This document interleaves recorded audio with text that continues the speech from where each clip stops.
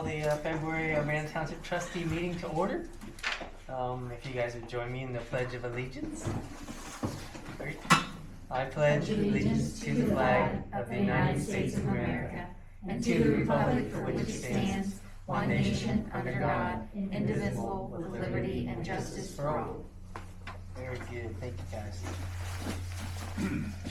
I just wanted to let everybody know that we do have in attendance is our fiscal officer Sandy Perry, Trustee Stinson, Trustee Kerner, and zoning officer Tullis, and myself, Mr. Harrigan, of the trustees. For the record, just in case we had somebody in the crowd that didn't know who was who. That's why it's kind of nice. Somebody else was pulled in. I do have. I mentioned that the meeting of the minutes of the previous meeting have been distributed. Are there any corrections to the minutes that you fellows would like to see, or any updates or concerns with the financial status reports? Mr. Chairman, I move we accept the minutes and treasurer's or the financial report as written, please. I second it. Okay, very good. There's no questions or comments on that stuff. I'll entertain a motion to approve. So Blair approved it, right? So it's been moved and seconded to approve the minutes and financial status reports. All in favor say aye. Aye. Aye. Okay, aye. The motion is carried. Very good. We'll move on to another one here.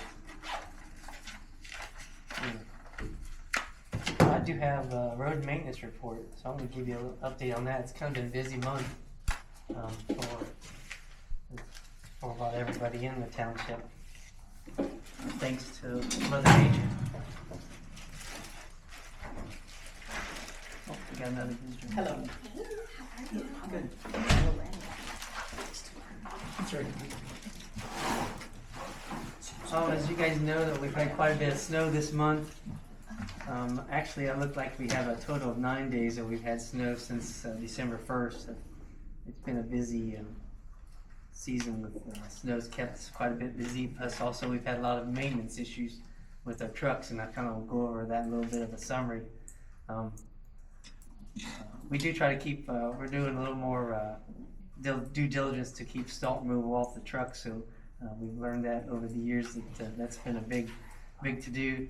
Recently, Blair's been driving the big truck around and found some electrical issues that were occurring while he was driving, and so we had Richard get a hold of Alex Sherman for some diagnosis out of Damewood. I think it's not Damewood Trucking, but it's Richard Sherman's business of repair. So a lot of electrical issues identified in the cab and in the drivetrain.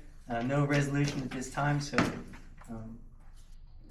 we had to take it up to Stoops up in Wapak to help us out with this issue.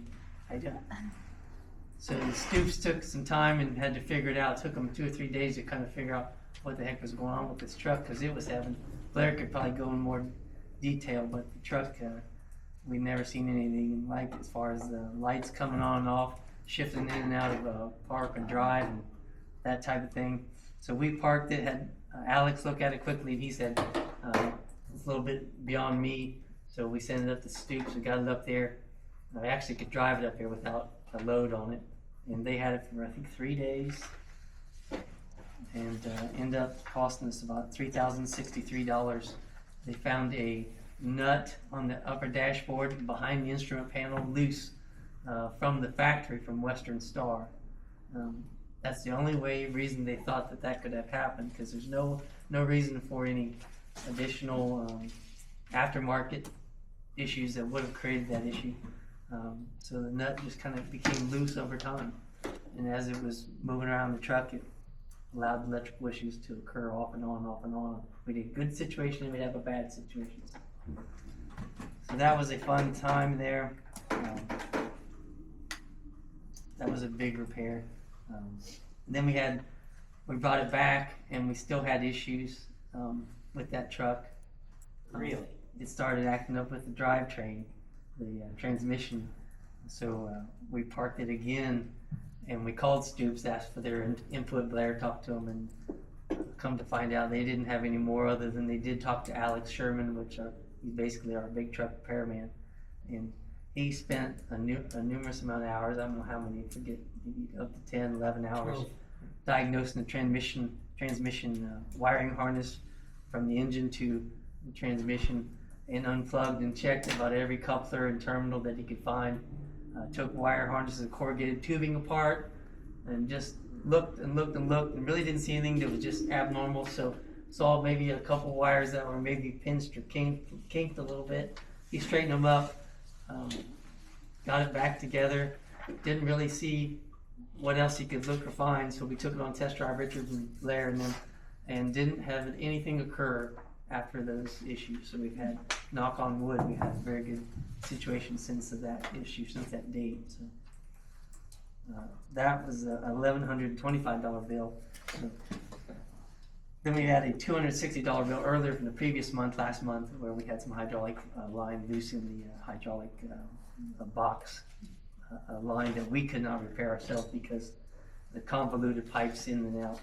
So we had to stand back on that one, but that one be fixed. So total about $4,400 so far on the big truck. But I just wanted to let everyone know that we have had some issues, and it's been a difficult time. So it put a lot of stress on the little 1-ton truck. So it was doing a lot of work by itself out there pushing snow and clearing. And then Blair had an issue with this F-350. It was coming across Dallas Road at the narrow part of Dallas Road. Probably all of you experienced it. 2 trucks coming across at the same time at the peak. The mirrors hit. So it destroyed the F-350 driver's side mirror, and the truck, the owner of the other truck that came through hit their mirror too. And so we had to get a new mirror for that. So Blair ordered a new mirror from Ford up in Bell Fountain. We got it fairly quick and replaced it fairly fast. So $350 just straight up, just for the new electrical mirror. So, I've done that personally one time, yeah, on the 3 mile. that's a tough spot. By the trees, Yeah. on the right-hand side? Yeah, I did that. Scary. We replaced the blade that was worn out. If you can imagine, we had a blade issue, so we replaced the blade on the 1-ton truck. Trying to go through my summary real fast. We had an auger not working on the 1-ton truck. Came out, we couldn't figure it out. We thought it was frozen. We took it all apart, took all the grid apart, dumped it, cleaned it, looked and looked and looked. Didn't see anything until a day later. We looked into the hydraulic box, and we found a nut loose off of a solenoid that was actually floating around, and it needed to be in a certain spot. Put the nut back on. It was a big tightening nut, which we didn't see, was hidden in the corner. And we put it back on, put the solenoid back in place, and it worked. So the auger was back in without any sending it out and getting anybody look at it. And then it wasn't soon after that, we had just fixed it today. The Assault distributor box, the spinner, that motor gave out and was leaking all over the floor, so we had to replace that motor today too. So it's been hard on the trucks this year. But I just wanted to let everyone know that it's been a kind of a tough season for our trucks. So I think that's it on the stuff that I have to give you. Road operations, just like I mentioned, a lot of plowing going on, and snow cleanup around the edges, boggles run, and another snowstorm again on a Friday that hit, just started all over again. So we had to go pick up some brush on Sloan Road. We desalted a lot of the trucks, and then returned some of the bulk salt grit that we had back to the county storage facility.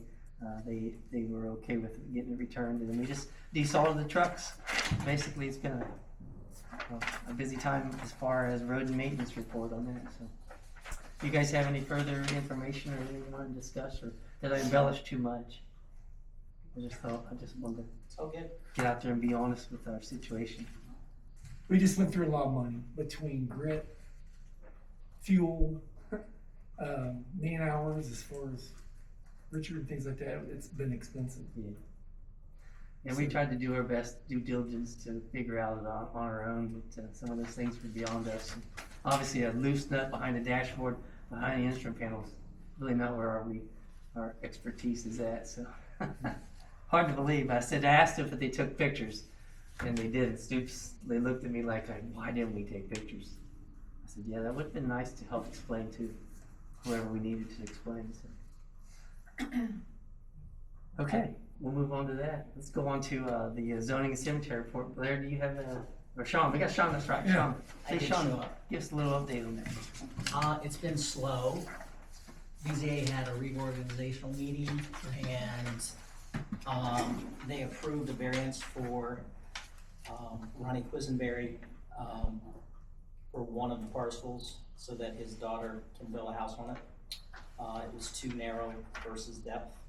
So they approved that. There are 8 lots going in on Middle Urbana.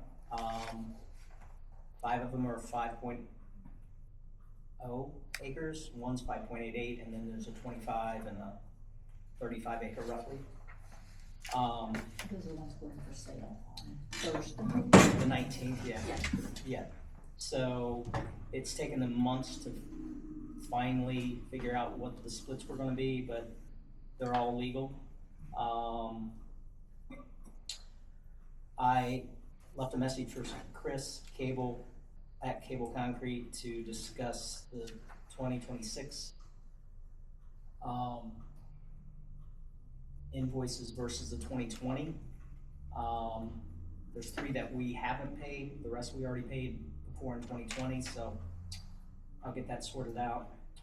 And then a zoning permit for a storage shed on Eddinger Road. And that's it. Nothing for the cemetery. Yep. I don't want to say it, but it's been very quiet. I was not looking forward to finding pins with the 12 inches of snow. I was dreading that very much.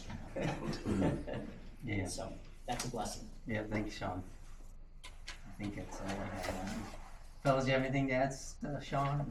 Any more detail? Okay. Very good. We'll move on to unfinished business. There's one thing I want you guys to know, if I can. And Jane's here because partially of that. The 1 acre cemetery on 3 Mile Road that Mike Pullins is looking to do something with. Jane doesn't think he owns it. So he's been paying taxes on it. His neighbor wants to buy it. And I don't know what to do. So let me pass around to you. So just as a preface, the recorder's office with my involvement has been trying to do title searches for these very small cemeteries that are out there, and usually the ones that aren't well taken care of. And so she's kind of taken on a project. Here, I'll give you one for Matt. And there's another one for everybody. That shows for Sandy too. So this is St. George's Chapel Cemetery, and this is kind of our notes from it. But way back in 1870, if you go down the 3rd line, the Methodist Episcopal Church gave an acre to James Fulton, reserving rights in so much of the premises as is covered with graves, never to be used for any other purpose. So Mr. Fulton then transferred all the things down that ended up with Mike Pullins. I think that this then tells me, but I have the document, of course in 1870, they were handwriting them, and they weren't really good about making sure that doesn't give you really a great description. But it over the years has kind of come up with 3/4 of an acre occupied by a graveyard, not to be used for any other purpose. If you go down to the second and last line in 2008, looks like they did a new survey. I believe Bill Edwards did it, and he included it in and kind of added that language. It's underlined. It's exactly the way it's written. If you can understand what that means, it doesn't make any sense, but apparently it's something to the effect of it's any rights to that cemetery. That's not what was in the past. The one right before it, it says it accepts out 3/4 of an acre, and you only get what the last person gave you. So, it's a little bit, cloudy, as I said to but I said, clearly Methodist Episcopal Church is no longer there. They're not taking care of it.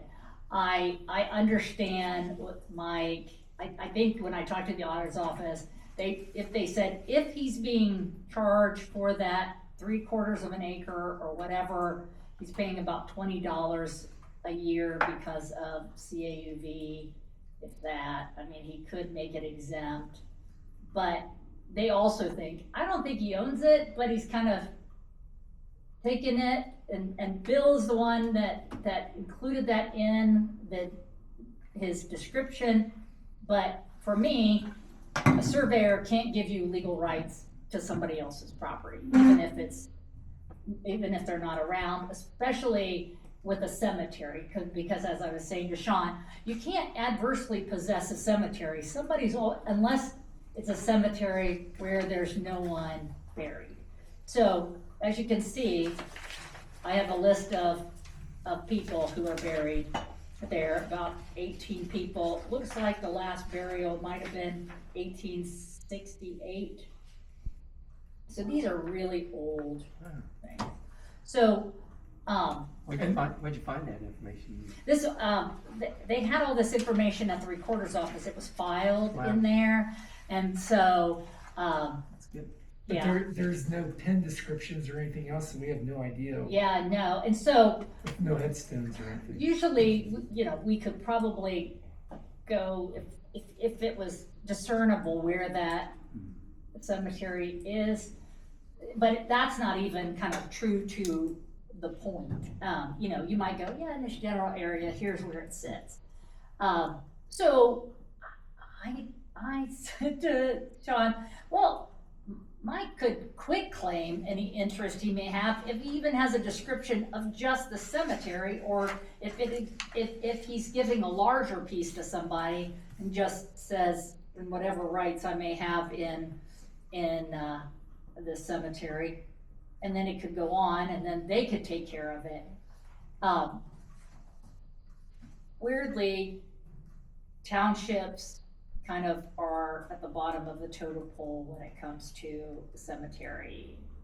They basically are responsible for cemeteries that are abandoned. And so even though somebody may own it, whether it be Methodist Episcopal Church or even Mike Pullins, if he, clearly I don't think he has an interest in it, but he could quit claim. You can quit claim anything if he feels like his deeds have something in there. But you could have gone in and cared for the property if it wasn't being cared for as abandoned property. The law allows you to use public funds for private cemeteries, church cemeteries, etc. And I think Even if it's owned maybe by Mike Pullins. yeah, Okay. you can. I mean, as long as but if he does do something with it, you can say, okay, you haven't abandoned it, but clearly here it's a little bit of it iffy. I don't think he owns any of it. He's kind of, some reason Bill Edwards latched onto that, gave him that because he probably couldn't put the pins in, and so he just said, this is, it's in the survey and you got whatever rights you have in that. But I don't think that gave him legal right to it. So you could have gone in there and, usually the township system mow it twice a year as a minimum, so. Jane mentioned that it would be conceivable to exhume the 18 people and move them, say, to our cemetery. The problem is, what I have learned in 4 years, I have no idea how I would find them. Yeah, we have used, the ground penetrating sonar, but You have.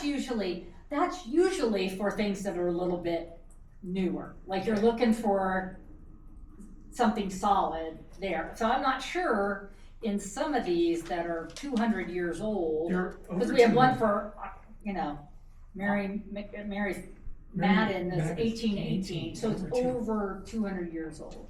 There's no guarantee that they were even buried in a coffin, a wooden Yeah. coffin. I am 99% sure it was not concrete vault that I'm used to trying to find. And as I told you, my records are poor enough that there's a kid that died during the Depression. County records, he's there. I can't find him here. And so his sister, who wanted to visit him, I can't tell her where he's at. The records just are handwritten. So breaks your heart not to be able to find their loved one, but that is the reality of some of these old cemeteries. Yeah, I haven't, I've been by there, but I haven't really went out to inspect it. I've heard that there aren't really markers There's none. out there, so I have no idea where these people are, and you would have to you would have to disinter, reinter, and probably put a mass marker that includes all these people, if you could even find bodies or parts of bodies. If they're adults, we might find bones, but if it's an infant, what I've been told by other funeral directors, that the bones aren't solid enough when they're young, and they go back to dirt. So I don't know what we do with it. So what did we do? What was So I tell him? I think he can, I think he can do one or two. I mean, I would say to him, if he wants to sell it, he's gonna have to quit claim it to somebody else if he's giving more ground. And that person's, we're probably kicking the can down the road. If the other person is going to care for it, okay, and until it is in essence abandoned completely, which I would assume whoever the new owner would be at some point in time in the future, it's gonna come back to the township. It can't probably get any worse though, I guess, there. Here's my concern. The neighbor, as I said, wants strips of land to the south and to the west to add on to it. When he sells it, whether we're all alive or not, the next person's probably not going to view it as a cemetery anymore, and they're gonna do whatever they want. Will be if it's in the deed. Well, Yeah, we okay. probably want that to be in the deed, Yeah, but, Okay. and hopefully, as these things go on, we get a little more technical, it will show in there. We'll make sure at least the auditor has this. If it isn't, I think the auditor has it in there that that's the cemetery property. I know Mike has been kind of arguing with the auditor about paying tax on it. Yeah. So, but yeah, I think you can do that, or he can go to court, get a survey on it and probably say to the township, hey, I'm gonna give it to you once I get it, so you can deal with it. At least for the neighbors, it's still gonna be a cemetery there, and you probably, since you don't know where any of those people are buried, you probably have to put up a mass marker if that's what you want to do. So, What I don't want, now that we know is what it is, I don't want that to get lost to time. Yeah. And if that means we take care of it, my vote is we take care of it, but it's not my call. I just don't wanna get lost, that's all. so that's kind of where we are, and I said to Sean, probably Roger, who's the realtor, kind of probably understands, the first time you reserve it, then you don't get it back in here unless it comes back into it. Once you save and accept something, it's not in your chain of title, so you can try to take it again, but it's being used as burial. Well, I personally mowed that cemetery for 3 years, and there's not one marker or anything out there. That's So, crazy. the one at Sean's got a being cemetery right beside him. We do have a spot where we got all the markers as a mass marker. There's nothing out there. So yeah, I vote we if someone else wants it and wants to take care of it, Yeah, I If mean, the I think neighbor that wants to do it, then. the buyer's gonna have to know that it's not a clear title, but where I got it back to was Methodist Episcopal Church. They were the first ones that reserved a right in that cemetery. I assumed that there was a church there at some place and sold off some of their ground, otherwise, and then they just And if expanded. that neighbor, if it would happen, wanted to build something on it. Yeah, I mean, that's something we'd have to be aware of in all the records, so we'd probably keep up the auditor's records. But yeah, I mean, you get a zoning permit and a building permit, hopefully the auditor's office would have that. If we put a monument in, is that what we're I saying? mean, if it sells over time and it gets lost, and somebody wants to build a house over it, ooh, it'd be bad. Yeah. They might find some of those bodies. I can see that happen easily. I mean, I'm fairly anal about doing it by the book, and I don't know that the next person will. And I don't know, at least, if, with like zoning inspectors, when you're giving a zoning permit, if they even look at, okay, It doesn't come out. who owns that? Do you have any restrictions on it? Yeah. I do check, and here's the problem. When properties change, I do try to figure out if the people who want to get a zoning permit to put a house in, if they actually own it. And the map office at the county engineers, they're often many months before they update it. And so then I have to go and figure out if it's actually been sold. Because when you look at the basic records, it doesn't come up necessarily. So, which if you're doing your job, then you call the engineer and you ask them if it has changed hands, it's just not been updated. Or you call the auditor. But not everybody's gonna do that. They're not gonna know to do that. How about that? And you know, most likely, this cemetery, when you're looking at a zoning map, it probably shows up as a U1, probably as a U1 instead of some designation that keeps it from being anything, like that wouldn't be a buildable lot. I mean, that's the map. That's what the next zoning person is going to look at. And it's got 3 mile.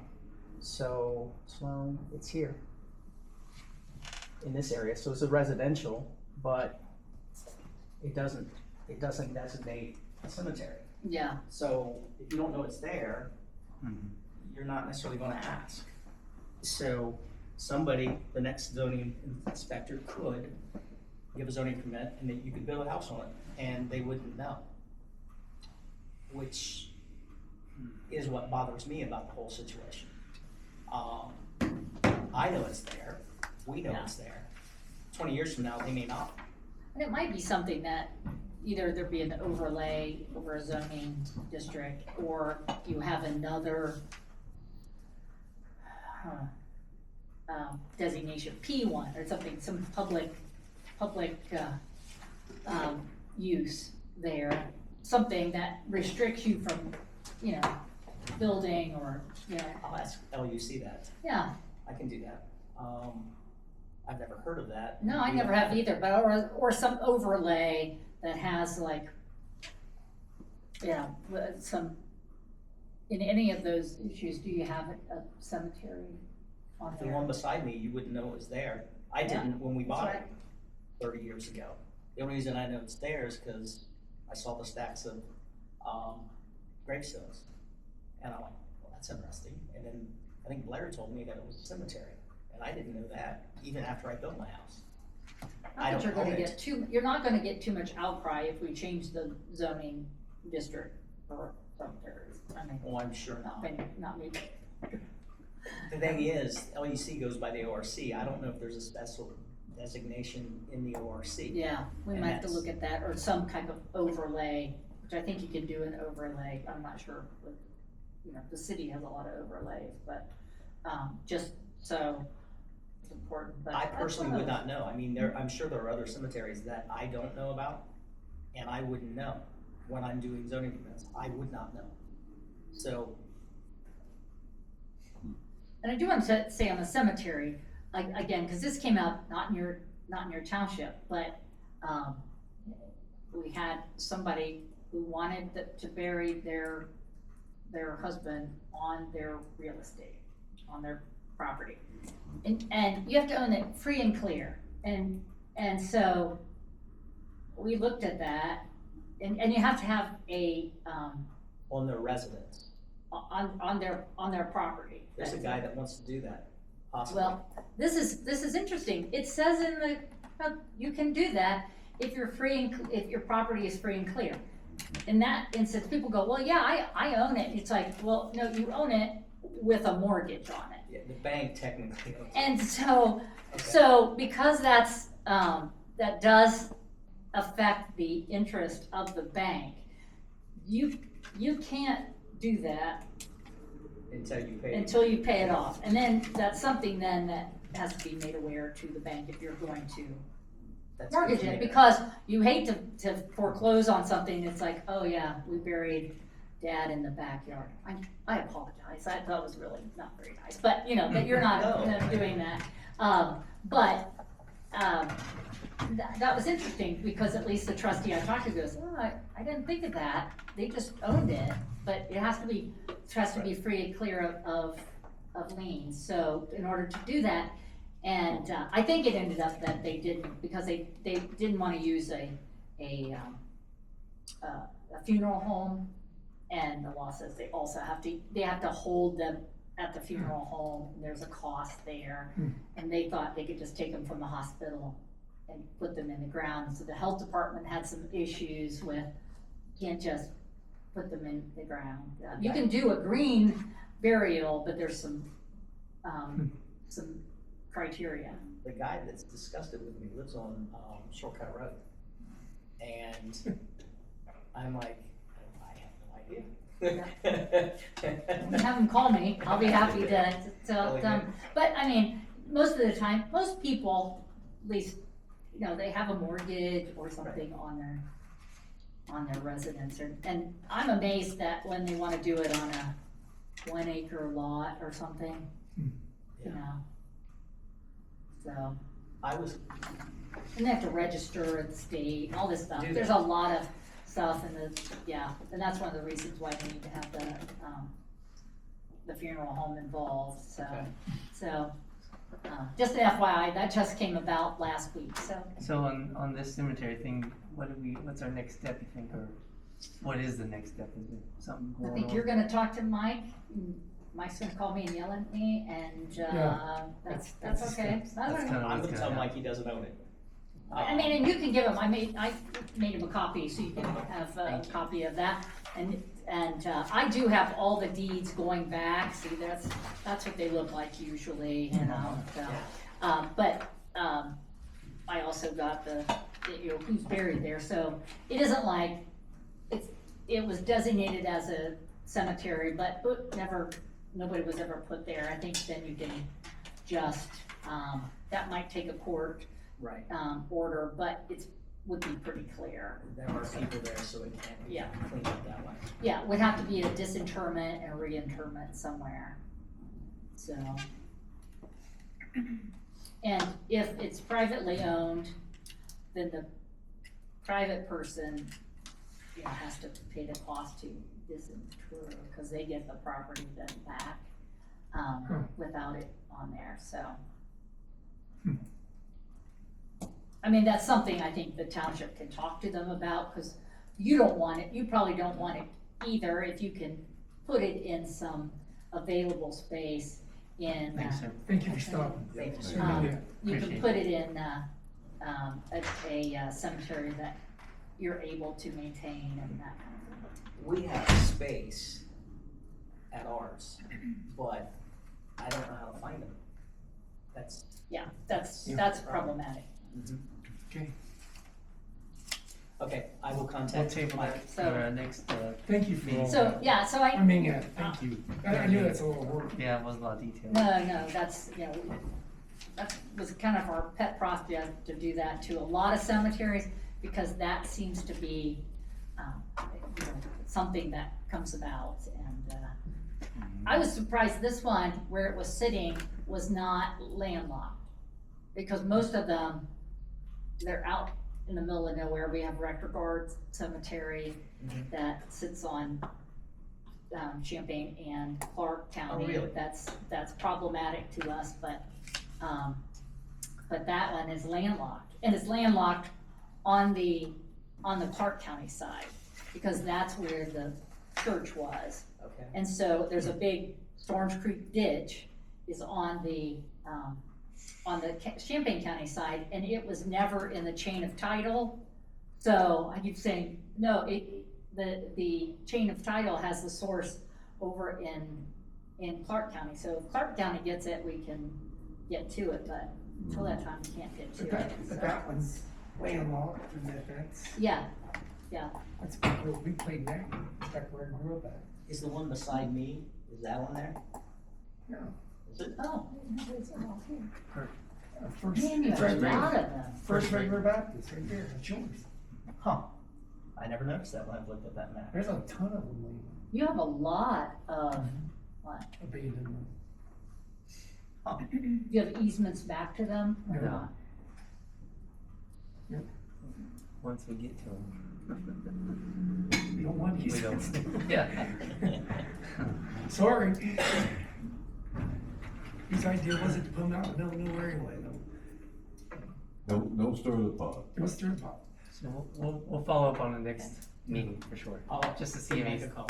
any updates on If you gotta it. get, you gotta get. I one too. do, I have to go, Thank so, you. well, thanks. Thank I you know, so I much. bored you all to death. What is that? Oh, yeah, Holy cow, Jane. yeah. Ooh, people Is- cut your finger off for that.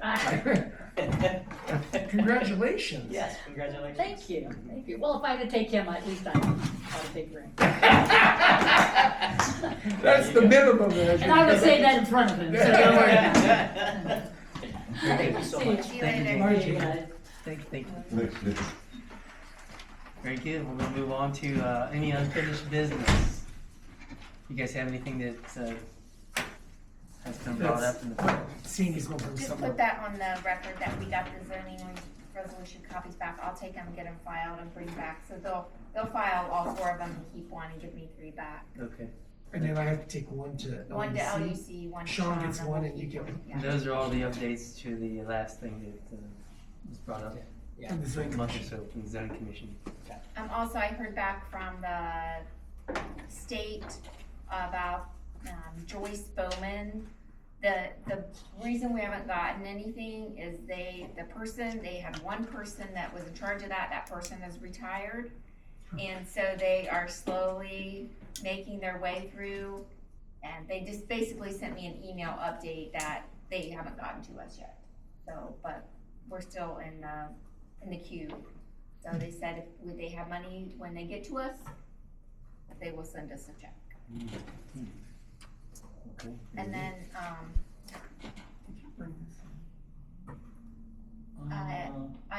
I think my other thing is new business, never mind. Okay. Very good. Sandy can- I'm gonna move to a new business, and I do have one item on the new business side. It's to update one of the zoning officers, adding Mark Running. Zoning commission term is up. We need to update his term, basically. Does he still want to do it? Is the question, I guess, if anybody's heard or knows. Is that something you can ask? February of 2026 is his date.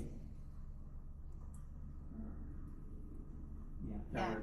He was up February 1st, 2026. Just gotta see if he's still into. Give his, I don't know. give his phone, can you just text him, say, dude, your term's up, can we re-up you? Seriously, that's what I do when While you're doing that, I'll go on to another thing. Do you have his number? I don't. I thought that maybe I do. You have Mark Ranigan's? I think I have Gee. Mark Ryan's number too. Oh my gosh, everybody has it. He's on the I corner. don't have it. You don't have it, buddy? Corner You of feel Sun bad and now, Green don't Line. He lives on the corner of Sloan and 3 Mile, right? Yes. Yeah. You have it, Sean? I do, I'm gonna call him. Okay, good. Thank you. I do have another unfinished business. We got a letter in the mail from the Champaign County Engineers. It's that research. Is that new business? I thought you were on new business. Yeah, we are a new business. Oh, okay, I'm sorry, It you is said new. unfinished. It came up, a letter just from them that they would like to understand what roads, within the township we would like to update Okay. as far as chip and seal, that type of thing. We've been doing it usually, every year. We'll try to pick some roads. Sometimes we grab the county engineer with us and we'll go on a drive on all the township roads and see what he's interested in helping us make decisions on the roads. So usually it helps. Danny Bulb is really good at it, so we'll try to do it again to see what roads are really, he can understand a repair or a need maybe greater than we can with the eyes and the experience level. So we use him a lot to help understand that. And we're getting more experience too, but also it helps when we're spending that kind of money. It's usually average $25,000 to $30,000 just for one road, and depends on the length of what we're going with. So that's something we got to do within the next 10 days. So I'll try to get hold of Mr. Boggs here shortly, see if he's available to do that. So, do you guys have anything, any particular roads or things you want to jump out at? I know some of them they have dates that they haven't done them in a while, or we haven't done them in a while. So Well, the only thing I got to add on new, and Mike probably is actually old since I did mention it last, I have met with Karen Bailey 2 different times now. I've got millage and things for fire and EMS. I'm just waiting for a call back from, I've left messages at the city administrator's phone, and I've not heard back from him to schedule a meeting, but we're ready on the auditor's side. We just gotta find out what they're gonna be asking. So that's just an update from last meeting. the city administrator is more or less he doesn't need the fire chief or any of that. I think Part of we negotiate with the city. Okay. The fire, I don't I'm just know if learning. they're, chief, I thought chief would be out here tonight, to be honest with you. Yeah. But it's time for him to things out, but Okay. he knows that I'm asking for an appointment. I just not heard back from him. All right. So That's it. we'll table that one. Runyon said as long as he doesn't have to do more than what he has been doing this last term, he'll do it again. So he's up. He'll do it. He met twice. And I know.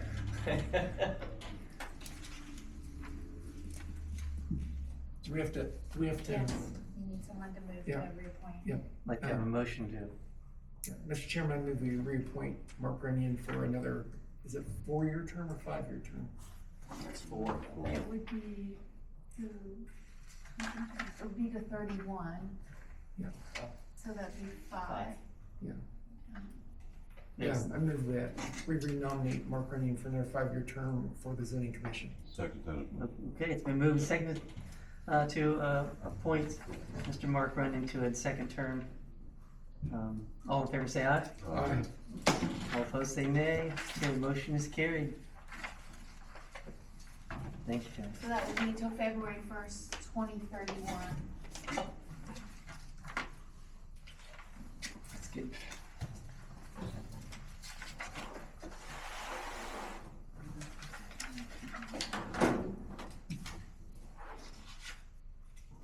You have any new business, Raj? No, good. Okay, we're gonna move on to, I have new business. oh, do you? Sorry. Yeah, so I gave you guys the new, budget for the full year budget, cause I've closed out 2025. All of our taxes are filed. And I turned in our, year-end certificate to the auditor, but I haven't gotten it back, but we have to have our new budget in place by the end of the month, so, I went with what I sent in to her, even though I haven't got, our certificate back from her. So we could amend it next month if they change something, but we have to get our budget in place by the end of the month, so, I need someone to move to approve the for the full year budget.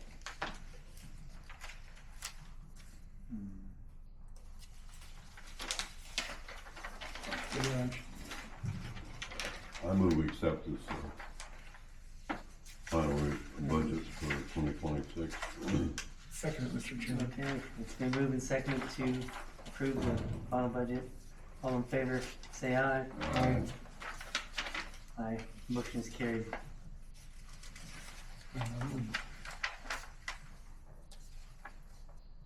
Thank you. Thank you. Thank you for preparing the taxes. That's not fun at all.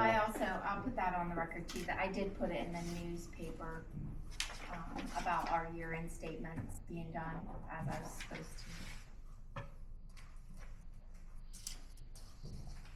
I think it was in a week or two ago. Thanks, Amy. Uh-huh. Awesome. Taxes are tough. So we should be good then. Okay. Any other new business? Speaking of which, can I jump in on it? Yeah. Mr. Chairman, I'll move that we go ahead and approve Sandy to disperse payments and pay the monthly bills. Second to move. Okay, very good. That was my next, took the words out of my mouth. Sorry. So move and second, all in favor, say aye. Aye. The motion is carried. Announcements, is there any new announcements, fellas and ladies and gentlemen? Did you guys get anything from that gentleman that came last time about that meeting he was gonna have? He said he was gonna email you when he's having the That's it. meeting. No. Okay, Yeah, that would be the only thing I would think. I forget his name, Brian Santa. Yeah. What do you have for announcements? Just at the meeting, I don't even have the date on yet, I forgot. Next meeting is March. March 4th, county meeting. Yeah, we got March 4th is the day, that's what, I was bringing that up too. It's at all townships. Yeah, it's the county meeting, All right, health Come department. on, bother us. Okay, It's a doozy. I got the 16th. know. Oh man, just shoot me. Oh, really? Okay. So March 16th is the next Monday, the third Monday in March. Should be available. Yeah, just wanted to update everybody on that. That'll be a Monday, March 16th. Okay. No questions, concerns on that date. Okay. We'll move to public comment finally. Obviously, just want to just state some of the rules. State your name and address, please, if you have signed in. That's one of the prerequisites. Obviously, we'll have a 5-minute time limit, and we'll not engage unless there's some need that we'll let you have your full 5 minutes. So. And who is on the list first? Packet's chomping at the bit, I'm telling you. We do have Mr. Lanenfield. I was gonna try to hit the city council meeting, but, cause that starts at 6. If I'm in no particular hurry, so if you would like to go first. Okay. Thank you, trustees, Mr. Chairman, Ms. Perry, Mr. Tellis. My name's Hackett Landefeld. My address is 353 North Clark Street, floor 30, Chicago, Illinois. I also have an office, 211 Main Street in Urbana. Just here for an update on the Hill Climber Solar Project. We filed our permit application to the Power Siting Board on Monday last week, which was February 9th. So we are now in the initial 45-day review period, which is where the OPSB staff reviews our application and will give us a determination of completeness at the end of that review period. Either they'll say hey, your application is complete, or it's missing something and you need to correct it, and then there will be some period after that where we would correct it. And then after that happens, then there will be at the end of that period, if our application is complete, then they'll give us a schedule for hearings and sort of the rest of the process through that. We would expect that public hearings would happen in April or May, late April to mid-May, something like that. But we'll find out at the end of the 45 days, which would be 45 days after February 9th. But so those documents, you can look them up on the OPSB website. They're in the case record. I can follow up with an email with just a link to the case record in there. But so, yeah, major update on our end from there. There's a lot of hours that went into that thing. But a couple other things that we have in the works, just wanted to give you a heads up about this. Not set in stone yet, but some folks had suggested that we do like a presentation for people. Because, you know, we had our 2 public informational meetings as like required by statute, and we did them in sort of an open house format. But we're, you know, it's a learning process for us, and we're finding ways like, hey, how can we find ways to give people more information about specific topics that they're concerned about, and have it, instead of coming from us as the developer of the project, have it come from like some neutral third party that would have, that for some folks might have more like legitimacy rather than just the people trying to get the project built. So we've talked with a few like subject matter experts who are like just third party entities about a couple different topics. So there's one like an expert on environmental considerations for solar projects that does like research and evaluations of projects, and then an expert on property values, somebody who does like property value research. Like that's a big area of concern that we've heard folks talk about, is like, hey, what are the impacts of my property values? So yeah, there's a gentleman who does property value research, and then in addition to that, we got in touch with a gentleman named Tony Zartman, who works for the Ohio Conservative Energy Forum, and is a former Paulding County Commissioner. And so he was the county commissioner when they, I think in 2023, they had a solar project completed there.